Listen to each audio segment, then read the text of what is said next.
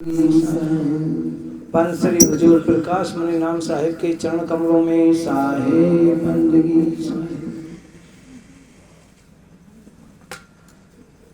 गद्दे पर विराजमान पूजनीय महंत साहब एवं दूर दराज से पधारे हुए संत जन एवं साहब के नियमित प्रेमी, आप लोगों को मेरी तरफ से साहिब बंदगी।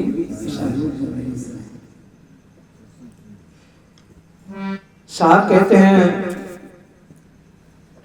कि संतो भाई, जो जन्मों को भावे, जो भूले को घर लावे। साहब ने कोई भी बात ऐसे ही नहीं कह दी।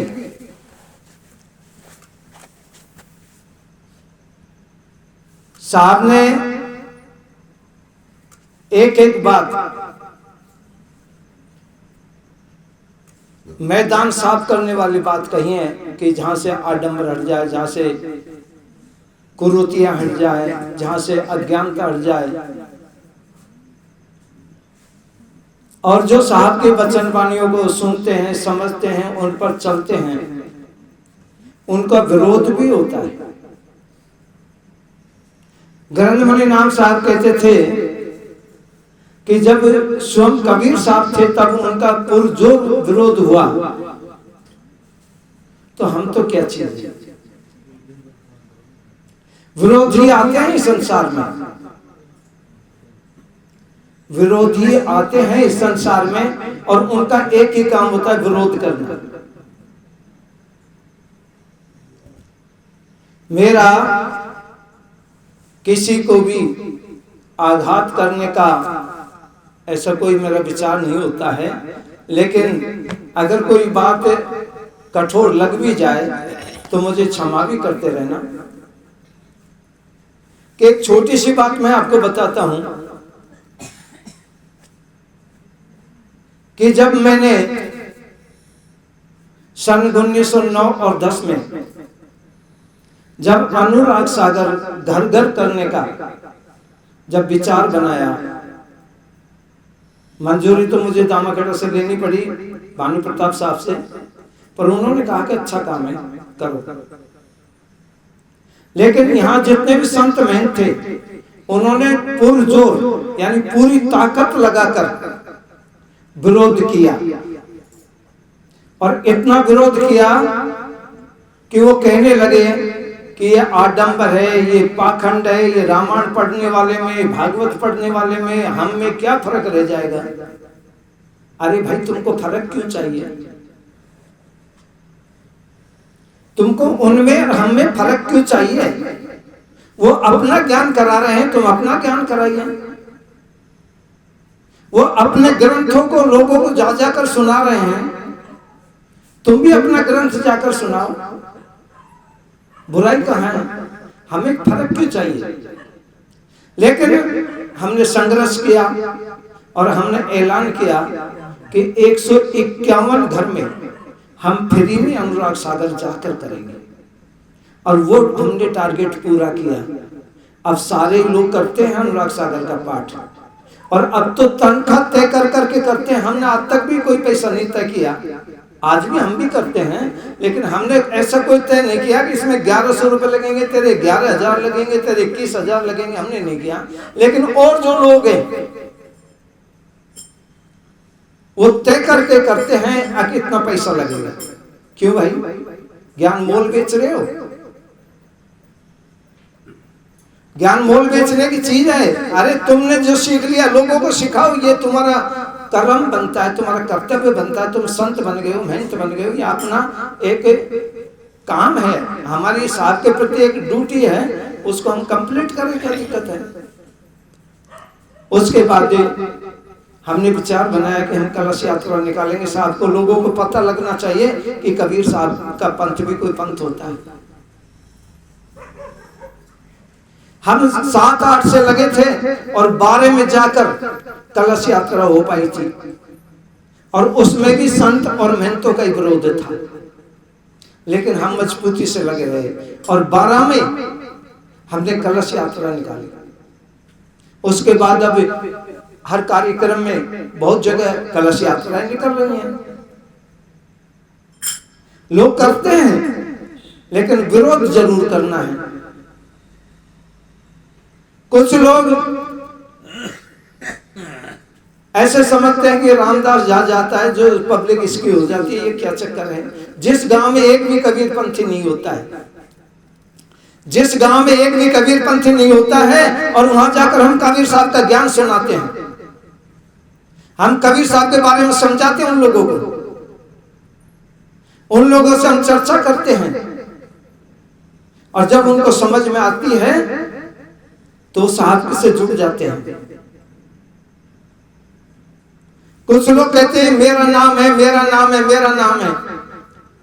किसी भी महंत का, किसी भी सेवक के ऊपर ऐसा फुल पावर नहीं होता। क्यों? कि हम सिर्फ मैसेंजर हैं, हम सिर्फ मैसेंजर हैं। ज्ञान किसका है? साहब का। नाम किसका है? साहब का। और जो गुरु जी नाम सुनाते वो किसका नाम है? साहब का है। तो सब कुछ साहब का, तो हम कौन है? हम सिर्फ उसके वो सेवक हैं जो उनका सौदा है, और हकदार आप लोग हैं, आप तक हम पहुंचाते हैं। लेकिन कुछ महंतों को, कुछ संतों को ये बात भी रास नहीं आती। उनका काम सिर्फ विरोध करना। क्यों? कि वो साइड बिजनेस मानते हैं महंताई को, महंताई को साइड बिजनेस मानते हैं, करते दूसरा धंधा है। कोई फल बेचता है, कोई सिलाई करता है, कोई परचूनी की दुकान खोल के बैठा है, कोई कुछ करके बैठा है। ग्रंथ मुनि नाम साहब जब पंजा देते थे, हमारे गुरुजी हमको बताते थे, तो ग्रंथ मुनि नाम साहब कहते थे कि ये पहनने की ड्रेस नहीं है, ये शौक करने की ड्रेस नहीं है, ये कफन है। क्या है? कफन है। जो आपको हम पंजा दे रहे हैं, भेंट दे रहे हैं, ये कफन है। अगर मर सको तो ओढ़ना, मर सको तो ओढ़ना, और नहीं तो ये फैशन की चीज नहीं है।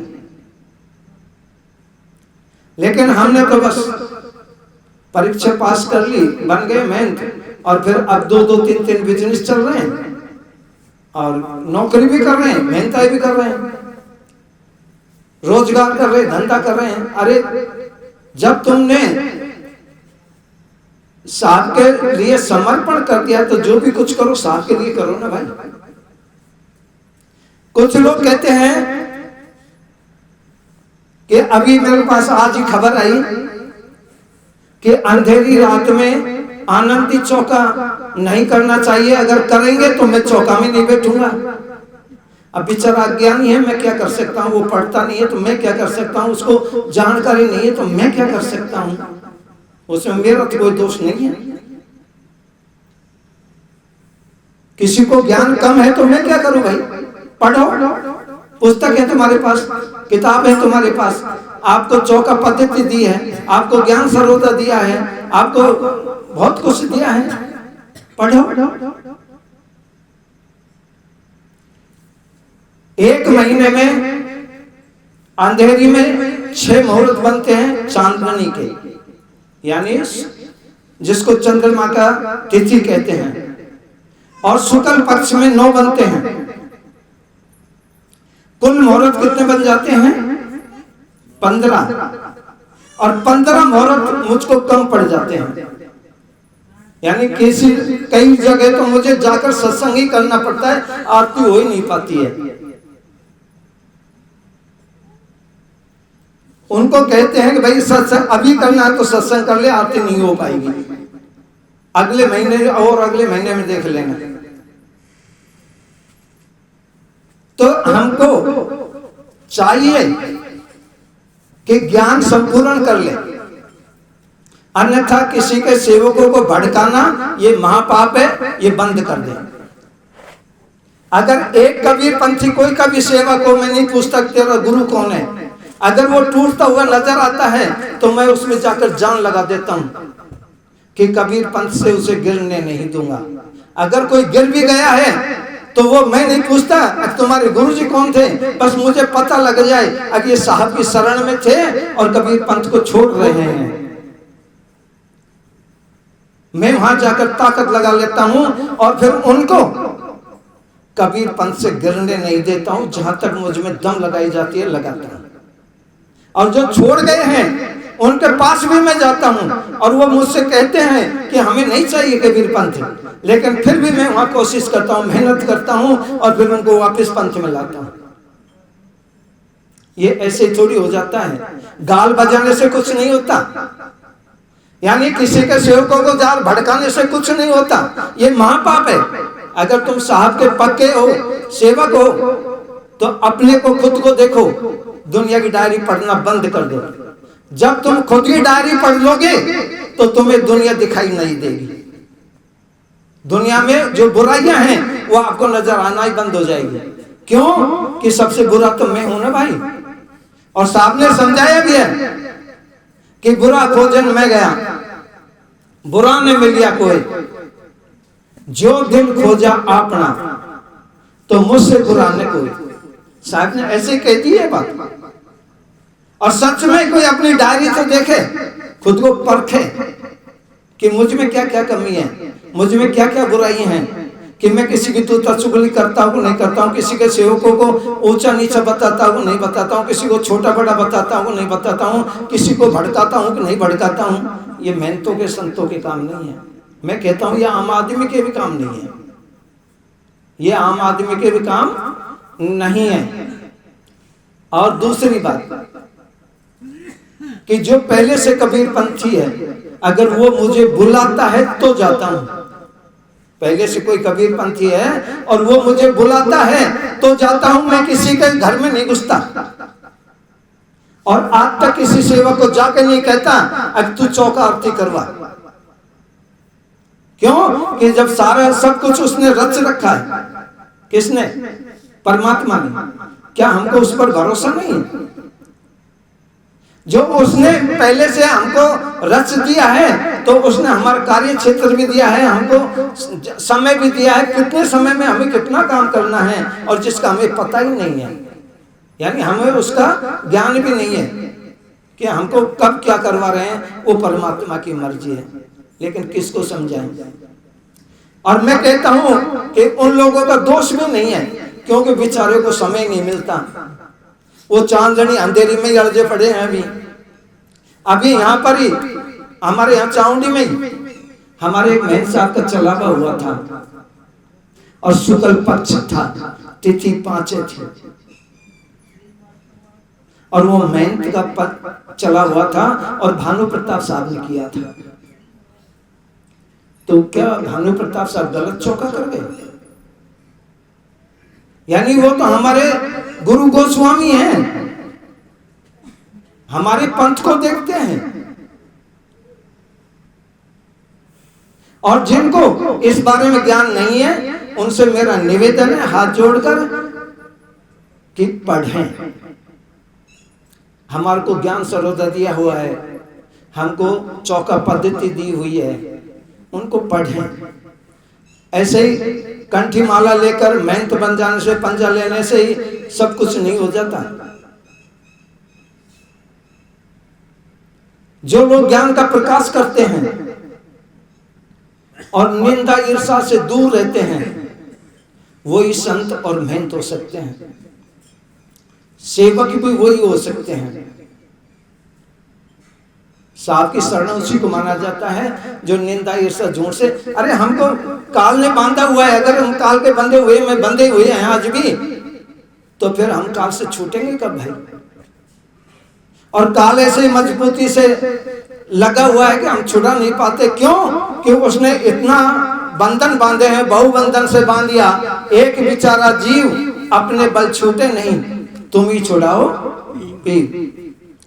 कितना बंधन बांध दिया उसने कि 16 से तो कई बार बांध दिए। जो समझ लो मैं समझा दो आपको, गिन भी लेना आपकी उंगलियों में के काम क्रोध मद लोभ मोह आशा तृष्णा कलह कल्पना निंदा ईर्षा झूठ चित्त मन बुद्धि अहंकार, 16 हो गए। और हमको डरा भी हमको 16 से दिया, डरा के भी हम किससे रखेंगे? 16 से। कैसे? करनी करतु टोटका घात मूठ कच्ची चौकी पक्की चौकी दुष्ट आत्मा पाप आत्मा भूत प्रेत जिंद कसाई देवी देवतान की खड़े उड़ेल छुड़ेल। मतलब इंसान को डराया हुआ है।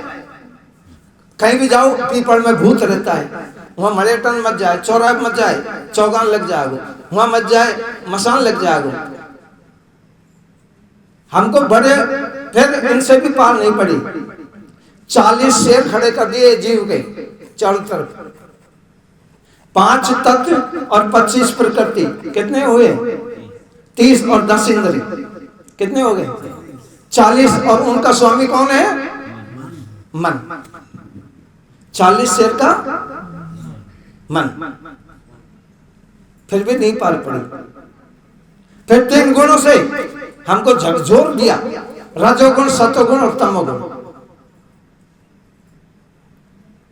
रजोगुण सतोगुण और तमोगुण, हम 3 पैर में तीनों को लांग जाते हैं, फिर भी उसकी पार नहीं पड़ी। फिर हमको ऋतुओं में बांध दिया, भूख प्यास से बांध दिया। कितने ही ऐसे बंधन लगा दिए, एक बेचारा जीव क्या कर लेगा भाई? अब अपने बल छूटे नहीं, खूब जोर कर लिया जीव ने कि अपने बल छूटे नहीं, तुम ही छुड़ाओ आके। हे परमात्मा, इतना बंधन से मोश नहीं छूट जाए, अब तो तू आज तो बचाए, नहीं तो मुश्किल बात है। हमारे गोविंद दास साहब हमको सुना रहे कि एक महन साहब कह रहे हैं कि हम सुबह चौका में नहीं बैठेंगे। मत बैठो, जो साहब का चौका है भाई, किसी मेहनत का थोड़ी है। मेहनत कोई अपना चौका करते हैं क्या? जैसे मैं अगर किसी को नाम दे रहा हूं तो मेरे नाम देता हूं क्या? साहब के होते हैं ना नाम, और जो मैं वही नाम देता हूं जिनका सुमरन मैं खुद करता हूं। मैं कौन से नाम देता हूं? जिनका सुमरन मैं खुद करता हूं। ऐसे थोड़ी मैं सुमरन दूसरा करता हूं और आपको दूसरा नाम दे दिया। क्यों? कि वो मेरे नहीं है, मेरी प्रॉपर्टी नहीं है। हम ओनली ऑन, यानी केवल हम मैसेंजर हैं। हम उसका जो उतनी जानकारी हमको मिली, उसकी उतनी जानकारी हमने आगे जाके दे दी। अब उन लोगों के समझ में आ गए तो वो जुड़ गए, वो जुड़ गए। तो इसमें बुराई कहां है भाई? ऐसे किसी को गलत बता बता कर गलत। एक भगवान दास साहब हो रहे हैं, वो कहते तुम्हारे पास तो नाम ही गलत है। आखिर किताब ले जाकर दिखानी पड़ी मेरे को, अगर भाई ये किताब देखो, हम देखें।